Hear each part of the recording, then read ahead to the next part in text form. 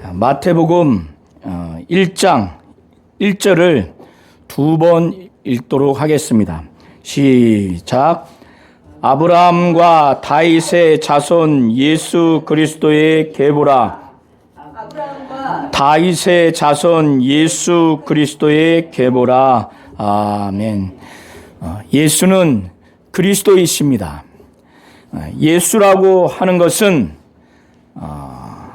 여호와는 구원자라고 하는 의미입니다. 여호와는 구원자라고 하는 의미를 히브리어로는 여호수아 또는 요수아라고 합니다. 그리고 그리스도라고 하는 것은 기름 부음 받은 자라고 하는 의미입니다. 구약에서 기름 부음 받는 직임은 왕, 제사장, 또 선지자 이렇게 기름을 붓습니다. 기름 부음 받은 자라고 하는 히브리어의 단어는 메시아라고 합니다. 그리고 헬라어로는 그리스도라고 합니다. 예수라고 하는 그 뜻은 구약으로 여호수아, 요수아 이런 의미인데 여호와는 구원자라고 하는 그런 의미입니다. 오늘 마태복음 1장 1절부터 16절까지 예수 그리스도의 계보가 나옵니다. 이 계보는 이스라엘 전체 역사 중에서 마태가 예수 그리스도가 아브라함의 자손이요 다윗의 자손이라고 하는 이 예수 그리스도의 계보를 나타나게 하기 위해서 그 많은 조상 중에서 선별적으로 기록한 겁니다. 그래서 이 1절부터 16절까지의 이 계보의 내용을 통해서 우리가 알 수 있는 것은 마태는 예수 그리스도를 이스라엘 전체의 역사와 아주 긴밀하게 밀접하게 지금 의미 지으면서 이 계보를 말하고 있습니다. 우리 성도님들도 각 가문에 족보, 계보가 있을 겁니다. 그러면 어떻습니까? 족보를 만들 때 우리 조상 중에서 그래도 좀 관직에 있거나 좀 업적이 뛰어난 그 조상을 부각하거나 선별해서 기록하지 않습니까? 만약에 우리 족보 중에서 창녀가 있거나 그리고 아주 몹쓸 범죄를 한 그 조상이 있다면은 또 그것을 온 세상에 알고 있다고 한다면은 그 조상의 이름을 기록하는 자손은 없을 겁니다. 그 중에서 좀 업적이 뛰어나거나 사회적으로 행실이 바른 그런 조상을 기록할 거예요. 그런데 오늘 마태복음 1장 1절부터 16절을 아브라함과 다윗의 자손 예수 그리스도의 계보라 하면서 시작을 한 그 조상들 중에서 마리아를 제외한 여인이 4명이나 등장하는데 그 여인이 전부 다 이방인이에요. 그러니까 이스라엘 그 족보에는 여자는 기록되지 않습니다. 남자만 기록되어 있는데 더더군다나 유대인, 이스라엘 여자도 아니고 이방인 여자의 이름이 기록되어 있어요. 유대인이 이방인들을 아주 무시합니다. 율법을 받지 않은 민족으로서 그들을 아주 하시하고 또 취급을 해요. 그런데 3절에 보면은 유다는 다말에게서 베레스와 세라를 낳았다고 그랬죠. 이 유다와 다말 관계는 시아버지와 며느리 관계입니다. 그런데 이 다말이 시아버지를 속여서 동거해서 낳은 자손이에요. 그러니까 이건 매우 부도덕한 여자죠. 그런데 족보에 기록되어 있어요.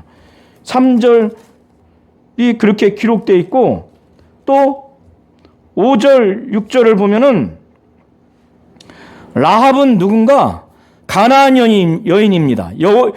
여리고 지역 여인인데 이 여인은 창녀예요. 그런데 이 기생 라합이 이스라엘 민족의 정탐꾼을 믿음으로 숨겨져서 나아가도록 그렇게 했어요. 근데 이 육신적으로 볼 때는 라합은 창녀입니다. 그리고 룻도 이방 여인이에요. 그리고 6절에 보면은 우리아의 아내, 이 누군가 하면 밧세바입니다. 이 우리아는 다윗 밑에 있는 군사 신하입니다. 다윗이 이 우리아라고 하는 장군의 아내 밧세바가 목욕하는 걸 보고 그때 유격이 올라와서 전쟁에 자기의 장군 우리아를 싸움터에 보내서 죽이도록 합니다. 그리고 난 다음에 그 부하 장군의 아내인 우리아의 아내 밧세바를 취해서 낳은 자녀가 솔로몬이에요. 그러니까 이 우리아의 아내 밧세바와 다윗은 부적절한 생활을 한 당사자입니다. 이렇게 다말, 또 라합, 룻, 밧세바, 이 모든 여인이 다 이방인이고 다말과 라합은 각각 성적으로 푸도독합니다. 우리아의 아내 밧세바도 푸도독해요. 그런데 예수님의 족보에 유대인 여자도 아니고 이방인 여자, 그 중에도 이방인 여자 중에서 룻만 제외하고는 매우 부도덕한 여자가 족보 이름에 기재되어 있어요. 왜 기재되어 있을까? 그리고 이 1절부터 16절에 보면은 대부분 왕의 이름이 기록되어 있는데 다 선한 왕들이 아니에요. 여기서 10절에 보면 므낫세 왕은 아주 부도덕한 왕입니다. 이 왕은. 왜 계보에, 왜 예수님의 족보에 유대 남자만, 그것도 다윗, 아브라함과 같이 훌륭한 사람들만 기록되어 있어야 되는데 왜 이렇게 기록되어 있을까? 우리 성도님들이 한번 고민해 보시기 바랍니다.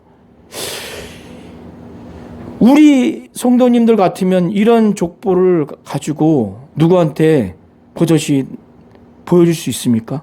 우리의 조상 중에 저기 청량리에서 영등포에 창녀 이름이 기록되어 있으면 그거 찢어야지 그걸 어떻게 그걸 보여줍니까? 근데 예수님의 족보에는 그렇게 돼 있어요. 그리고 시아버지와 며느리가 관계를 해서 자손이 나왔는데 그 부도덕한 시아버지하고 며느리 이름이 족보에 기록되어 있어요. 우리의 족보에 그런 게 있으면 당장 찢어버려야지. 왜 이런 게 기록되어 있을까? 이건 믿음의 시각으로 보지 않으면 안 되는 거예요. 기생 라합은요, 믿음의 사람으로 하나님은 인정한 자예요. 자, 1장 1절에 보면은 아브라함과 다윗의 자손 예수 그리스도의 계보라 이렇게 나와 있죠. 아브라함의 자손 예수 그리스도, 또 다윗의 자손 예수 그리스도라고 하는 것은 매우 의미가 있는 겁니다. 이스라엘 민족에게 있어서 아브라함은 믿음의 조상이에요. 그들의 이스라엘 백성의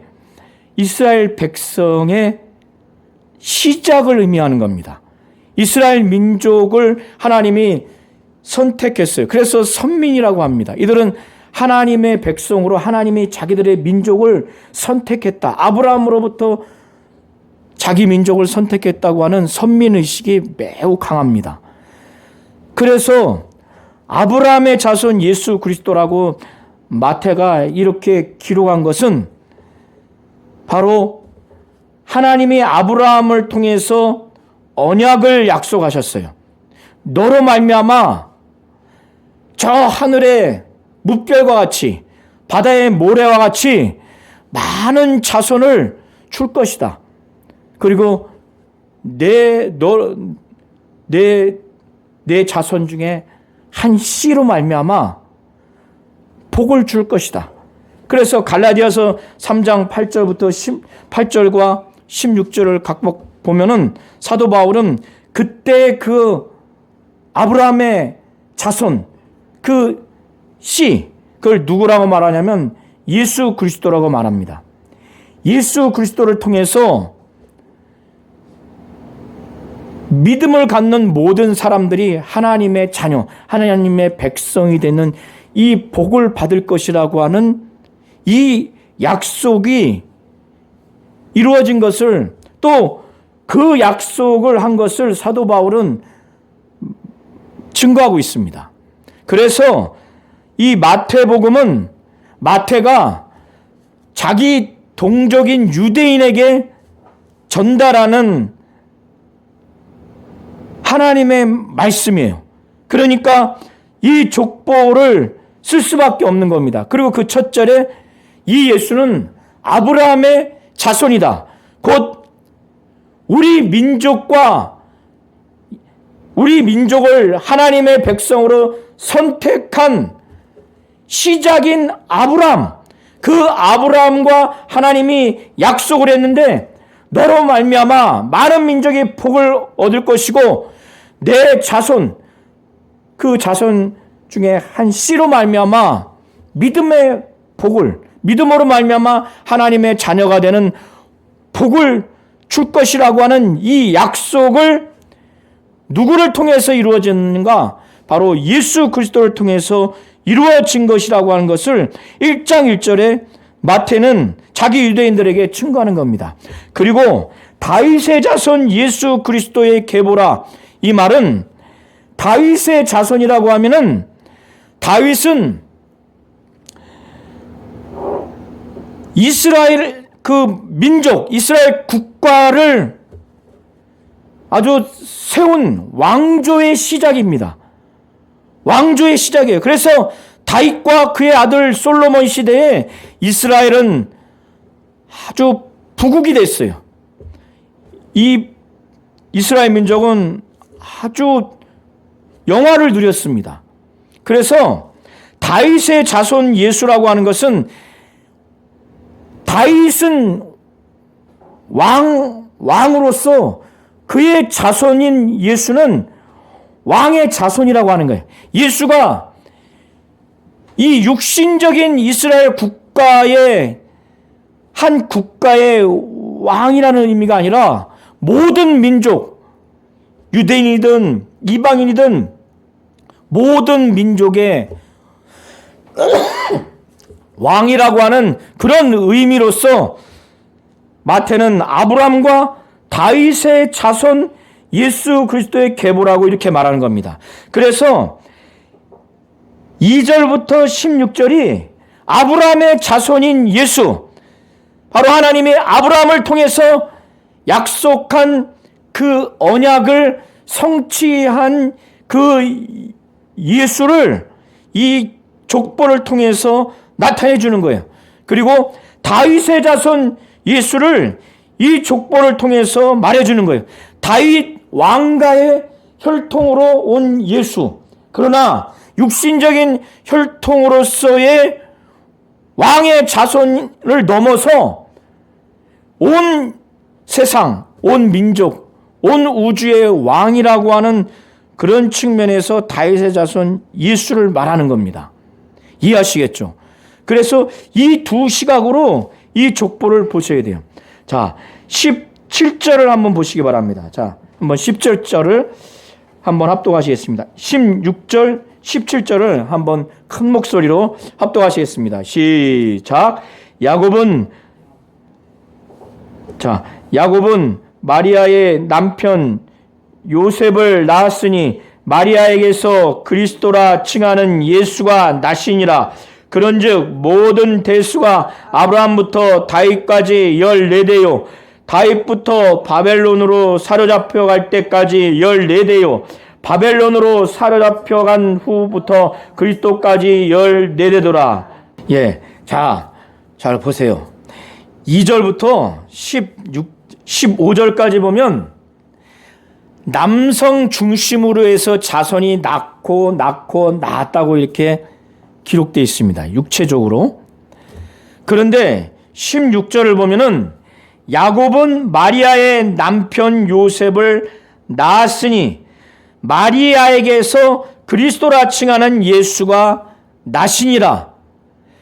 이 이전까지는 유대인의 조상 중에서 남자를 중심으로 해서 자손이 낳았다고 이렇게 남성 중심으로 해서 혈통적으로 낳았다고 이렇게 기록을 했는데 16절 후반부에 보시면 예수는 누구에게서 나셨다고 그랬어요?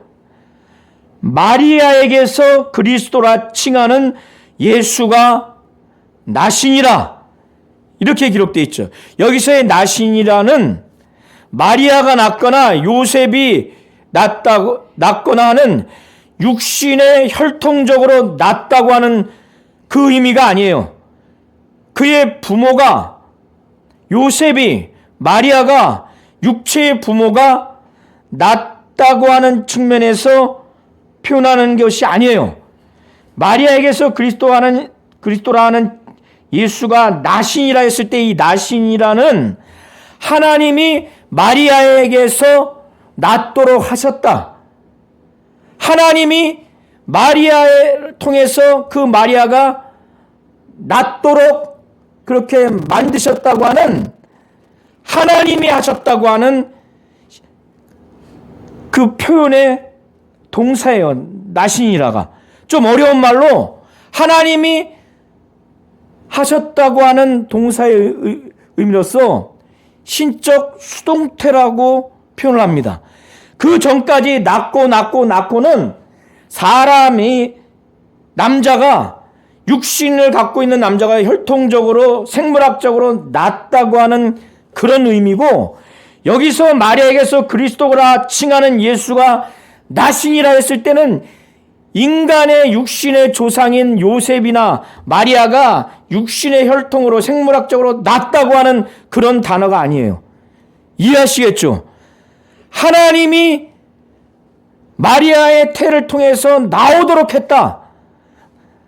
나시게 했다. 하나님이 하셨다고 하는 그런 의미의 신적 수동태예요.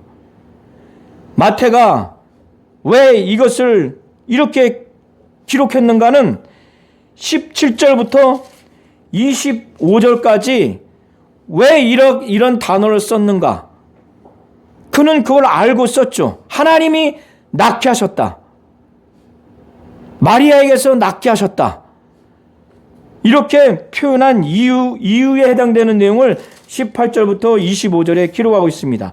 자, 17절에 보면은 지금 예수 그리스도의 계보가 각각 14대 세 그룹으로 나눕니다. 첫 번째는 아브라함부터 다윗까지 14대라고 하죠. 이것은 2절부터 6절 전반부까지예요. 그리고 다윗부터 바벨론으로 잡혀갈 때까지 14대라고 그랬죠. 6절 후반부부터 11절까지입니다. 그리고 바벨론으로 잡혀간 후로부터 그리스도까지 14대라고 12절부터 16절까지 기록하고 있습니다. 이렇게 예수 그리스도를 이스라엘 역사의 전체와 이렇게 밀접하게 관련 지으면서 이 계보를 작성했는데, 여기서 이걸 한번 잘 보시기 바랍니다. 아브라함부터 다윗까지는 참으로 하나님이 아브라함을 통해서 이스라엘 민족을 선택했어요. 그들에게 언약을 주어서 언약 백성으로 삼았습니다. 그리고 다윗을 통해서 이스라엘 민족을 아주 부국으로 만들었고 또 영화로운 민족과 국가로 만들었습니다. 그런데 그 두 번째 14대 다윗부터 바벨론으로 잡혀갈 때까지 이제는 다윗을 통해서 이스라엘 민족이 부국이 됐고 영화로운 민족이 됐는데 이제 패망을 하게 됩니다. 그런 다음에 바벨론으로 잡혀간 후로부터 이제 예수 그리스도까지 14대라고 하죠. 이때는 이제 육신적인 민족, 혈통적인 민족, 이스라엘 민족이 패망해서 이제 다시 회복될 것이라고 하는 이 기간이에요. 그런데 이것은 혈통적으로 민족적으로 회복될 것이라고 하는 것의 본질적인 측면이 있는 것이 아니라 이제 예수 그리스도를 통해서 아주 새로운 이스라엘 백성, 오늘 우리 성도님들과 같이 예수를 믿는 자들이 완전히 새롭게 하나님의 자녀가 돼서 이와 같이 새 이스라엘 백성이 완전히 회복되는 그 기간을 두고 말하는 겁니다. 18절부터 25절 사이에 22절, 23절의 내용을 한번 보시면 마리아는 요셉과 약혼을 했지만은 아직 정식 결혼을 한 상태가 아니에요. 동거를 하지 않은 상태입니다. 유대인의 결혼 풍습을 우리 성도님들이 좀 아실 필요가 있습니다. 유대인의 결혼 풍습은 여자는 12세, 13세가 되면 약혼을 합니다. 남자는 이제 17세 이상, 18세에서 20세 되면은 이제 약혼을 해요. 그런데 이스라엘의 결혼 풍습은 약혼을 한 다음에 1년 후에 결혼을 해요. 그런데 오늘날 우리 한국 사회의 약혼보다는 법적으로 구속력이 강합니다. 그래서 약혼을 하면 정식적으로 남편과 아내의 관계가 형성돼서 그렇게 부를 수가 있어요. 그러나 1년 동안 동거는 할 수 없습니다. 그래서 18절에 한번 보시기 바랍니다. 예수 그리스도의 나심은, 하나님이 예수 그리스도를 낫게 하심은 이러하다 하면서 마태가 기록하기를 그의 어머니 마리아가 요셉과 약혼하고 동거하기 전에 성령으로 잉태된 것이 나타났어요. 그러니까 이 마리아가 요셉이라고 하는 남자와 약혼을 했어요. 그러면 정식 남편과 아내가 됩니다. 그러나 1년 동안 동거는 할 수 없어요. 그래서 마리아는 그의 친정에 머물러 있어야 돼요. 그리고 1년이 지난 다음에 이 남편이 그 아내를 자기 집으로 데리고 왔을 때 비로소 이제 결혼을 한 다음에 온전한 부부 관계를 맺을 수가 있습니다. 그런데 지금 마리아와 요셉은 약혼하고 동거하기 전에 배가 이렇게 부른 거예요. 그러니까 요셉 입장에서 이게 어떻겠습니까? 우리 성도님들 남자 자녀 중에서 며느리 될 사람이 있어서 약혼을 했는데 약혼한 지 불과 몇 개월 안 돼서 내 아들과 동거하지도 않았는데 배가 이렇게 불러왔으면 그 마음이 어떻습니까? 이 요셉은 이게 밑을 노르지. 이게 밑을 노릇이야. 이게 잠이 오겠어요? 가슴이 억장이 무너지고.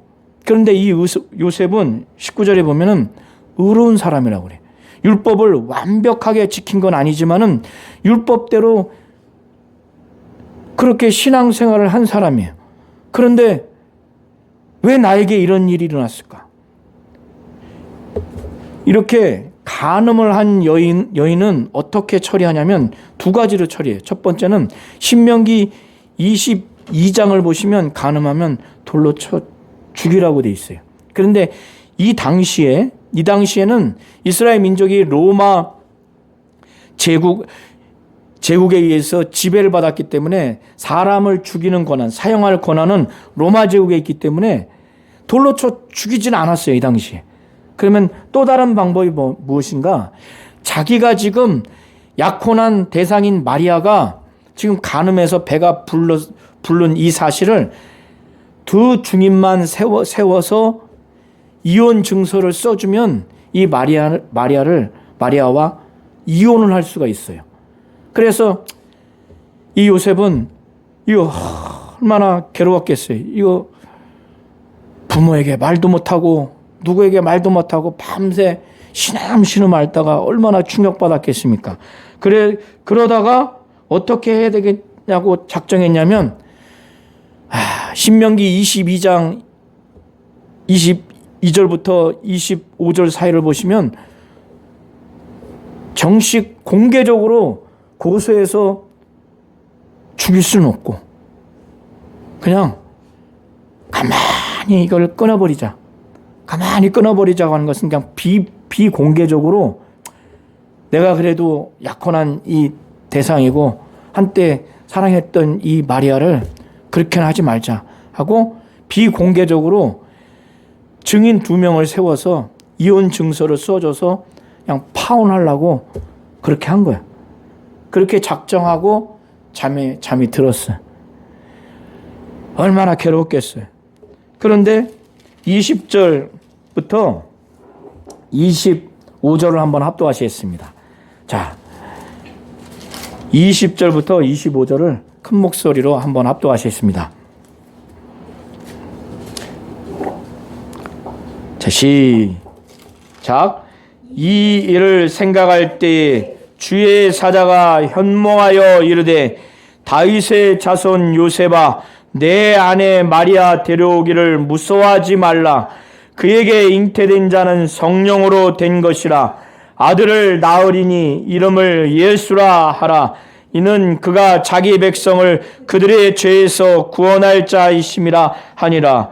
이 모든 일이 된 것은 주께서 선지자로 하신 말씀을 이루려 하심이니 이르시되 보라 처녀가 잉태하여 아들을 낳을 것이요 그의 이름은 임마누엘이라 하리라 하셨으니 이를 번역한즉 하나님이 우리와 함께 계시다 함이라.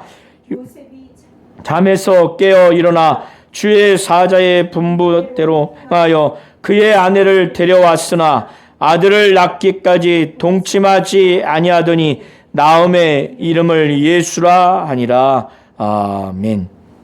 네, 지금 읽었던 이 20절부터 25절의 내용을 우리 성도님들이 잘 이해하시고 완전히 믿어야 예수가 하나님이고 하나님의 아들 메시아 그리스도라고 하는 이 믿음을 가질 수가 있습니다. 자, 요셉이 밤새 시름시름하다가 잠이 들었어요. 어떤 작정을 했는가? 이걸 드러내지 아니하고 그 마리아를 드러내지 말고 가만히 끊고자 그 작정을 하고 이 일을 생각하면서 고통스러웠겠죠. 이 일을 생각하면서 잠이 들었어요. 그런 다음에 하나님이 역사하지 않으면은 그 다음날 아침에 마리아를 데리고 가서 두 증인으로 세워서 이혼 증서를 써줘서 파혼을 할 지경에. 그러니까 하나님이 그 밤 사이에 꿈에 주의 사자, 주의 천사입니다. 가브리엘인데 꿈에 나타나게 해요. 꿈에 나타나게 해서 이 요셉이 얼마나 고통스럽겠습니까? 몇 날 며칠을 잠을 못 자고 밥을 먹어도 먹는 것 같지 않고 누구를 만나도 웃음기가 없죠. 막 고통스러워요. 말은 못하고. 그래서 내린 결론이 파혼해야 되겠다. 잠이 들었는데 하나님이 그때 역사하신 거예요. 천사를 보내서 꿈에 나타나게 했는데 그 요셉이 가장 고통스럽게 여겼던 오해한 사실 인간이라면 당연히 그렇게 여기죠. 오해한 사실을 풀어줍니다. 그때 그 요셉을 그냥 요셉이라고 하지 않고 자 20절 보세요. 천사가 요셉아 하지 않고 요셉이 누구의 자손인가를 말해요. 다윗의 자손 요셉아 이렇게 말합니다. 그냥 요셉아 이렇게 말할 수도 있는데 왜 천사가 다윗의 자손 요셉아 이렇게 말했을까? 이 요셉이 아브라함과 다윗의 자손 예수 그리스도, 바로 예수 그리스도가 아브라함의 자손이요 다윗의 자손이라고 하는 이 계보에 부합한 그 자손으로 오는 존재라고 하는 것을 알게 하기 위해서 요셉에게 그냥 요셉아 하지 않냐고 다윗의 자손 요셉아 이렇게 말하는 겁니다. 그러면서 내 아내 마리아 데려오기를 두려워하지 마라. 이거 얼마나 두려웠겠습니까? 이가 데려와도 누군가는 돌로 쳐 죽일 수도 있고 자기의 명예와 자기의 의로움은 완전히 땅에 떨어지는 상황에서 종합적으로 큰 두려움이 그에게 있는 겁니다.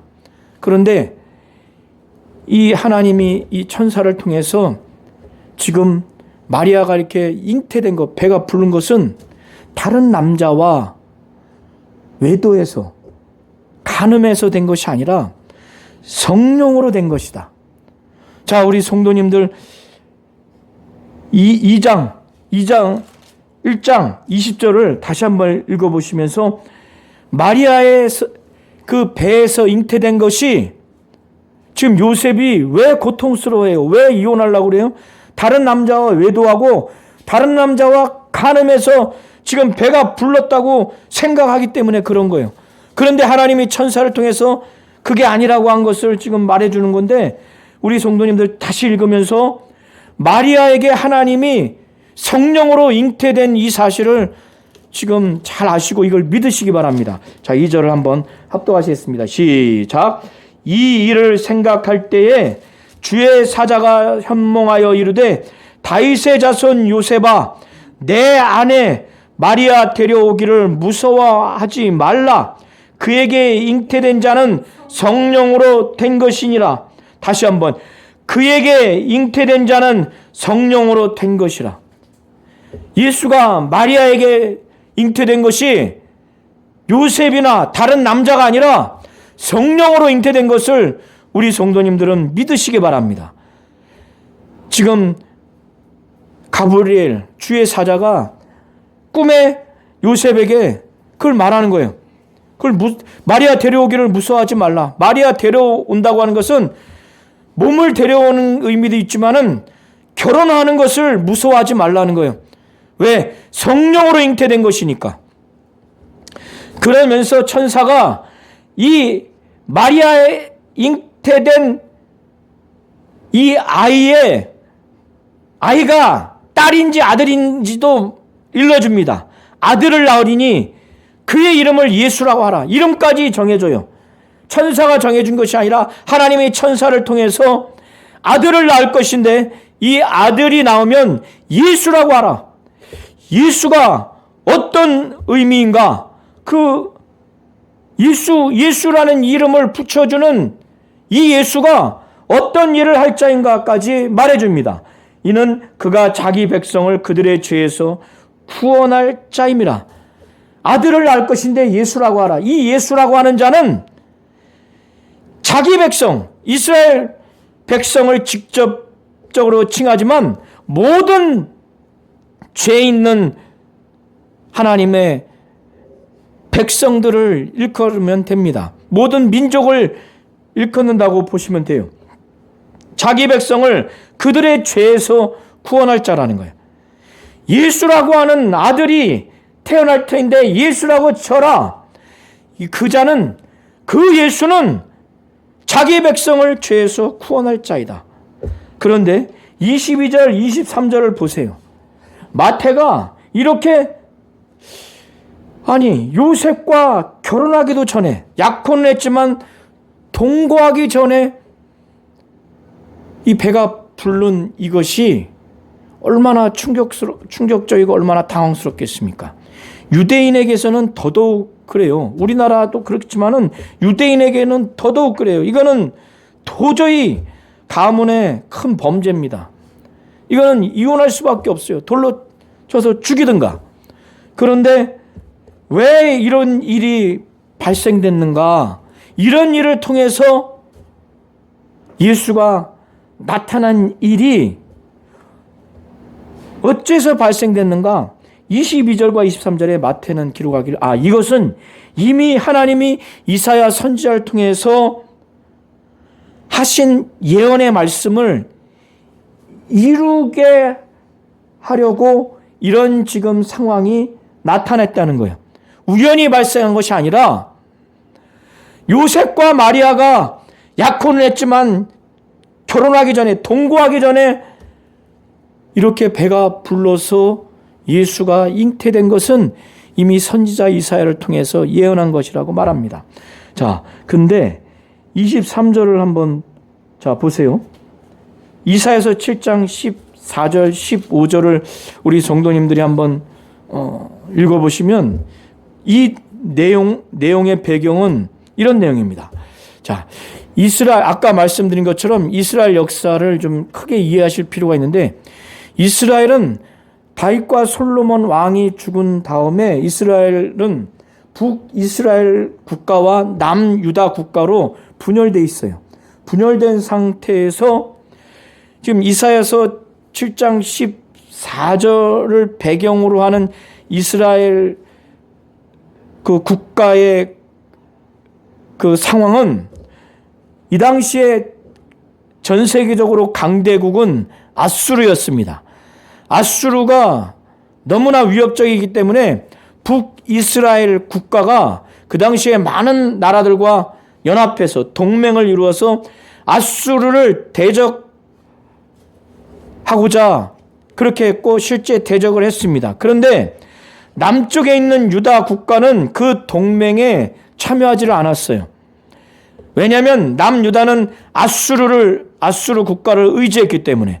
그러니까 그 동맹국 중에서 북이스라엘 왕과 아람 왕이 연합해서 남유다를 침공을 합니다.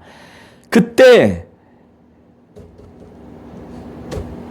하나님께서 그렇게 침공당한 두 국가에 의해서 침공당한 남유다를 하나님이 구원해 주겠다고 말씀을 했는데, 이 유다 왕 아하스는 그걸 믿지 않습니다.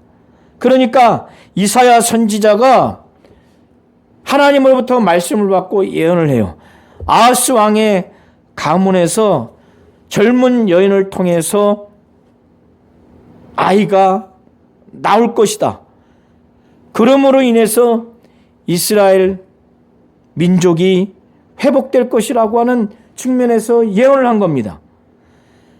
그런데 이것은 마태는 그 당시에 이스라엘 그 민족이 남유다가 회복될 것이라고 하는 직접적인 예언의 내용이기도 하면서 보다 본질적으로는 예수 그리스도가 마리아를 통해서, 동정녀 마리아를 통해서 잉태될 것인데, 그것은 임마누엘, 바로 하나님이 이스라엘 민족과 함께 하겠다고 하는 그 예언의 말씀이 이루어지는 예언의 말씀이라고 마태는 그렇게 해석을 합니다. 그래서 23절에 제가 읽겠습니다. 보라, 처녀가 잉태하여 아들을 낳을 것이요 그의 이름은 임마누엘이라 하리라 하셨으니 이를 번역한즉 하나님이 우리와 함께 하시다 함이라. 그런데 신약 어디에도 예수의 이름을 임마누엘이라고 이렇게 부른 경우는 없습니다. 그러나 예수의 그 사역의 특징, 그 활동의 특징은 뭐냐면 바로 임마누엘이에요. 하나님이신 예수가 이스라엘 민족과 함께한 시작이 바로 예수께서 마리아를 통해서 잉태한 이후로 그것이 이루어졌고, 그리고 마태복음 28장 20절에 보면은 예수께서 부활하신 후에 제자들에게 말씀합니다. 내가 너에게 분부한 모든 것을 가르쳐 지키게 하라. 볼지어다 내가 세상 끝날까지 너희와 항상 함께 있으리라. 이렇게 하나님이 함께 하신다고 하는 임마누엘이 마리아를 통해서 성령으로 잉태된 예수로부터 시작해서 그것이 이루어지고 세상 끝날까지 제자들과 함께 하겠다. 이건 제자들뿐만 아니죠. 모든 믿는 자들과 함께 하겠다고 하는 의미예요. 바로 임마누엘, 하나님이 우리와 함께 계시다고 하는 것이 예수의 사역과 활동의 특징으로서의 이름인 임마누엘, 이것이 바로 이루어지는 겁니다. 자, 예수는 어떤 자인가? 예수는 그리스도입니다. 예수는 우리를 죄에서 구원할 자이고 하나님이 우리와 함께 하시는 바로 그것이 성취되는 바로 그분이에요. 예수는 이 예수를 우리가 믿는다고 하는 것은 이걸 믿어야 돼요. 예수는 성령으로 말미암아 마리아를 통해서 잉태됐어요. 하나님이 그렇게 잉태된 겁니다. 하나님이 그렇게 잉태케 하신 거예요. 마리아와 요셉을 통해서 생물학적으로 나온 것이 아닙니다. 성령으로 잉태된 것을 믿으셔야 되고, 또 이 예수는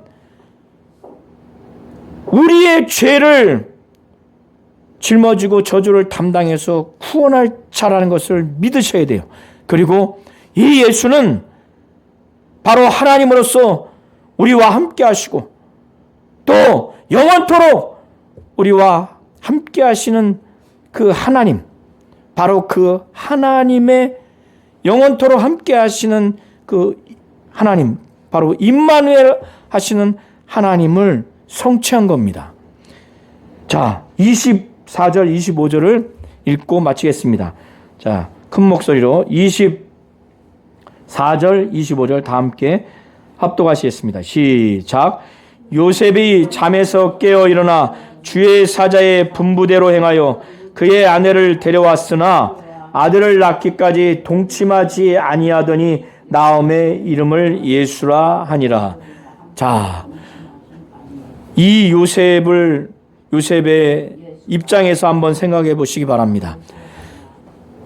꿈에서 깨어서 난 다음에 이 가브리엘 천사의 분부대로, 그 명령대로 그걸 그대로 순종합니다. 오늘날 어떤 남자 성도나 믿음이 있는 남자가 이런 꿈을 꿨을 때 이게 하나님의 뜻인가 아닌가 고민도 하고, 하나님 뜻이 아닌가 보다, 이건 잘못된 꿈이다, 이렇게 생각할 수 있을 텐데, 요셉은 이걸 하나님의 뜻으로 받아들인 겁니다. 그래서 주의 사자의 분부대로 바로 행해서 그의 아내 마리아를 데려온 거예요. 이건 몸만 데려왔다는 의미가 아니고 결혼을 하기 위해서 데려온 거예요. 데려왔다고 하는 것은 이미 결혼을 한 겁니다.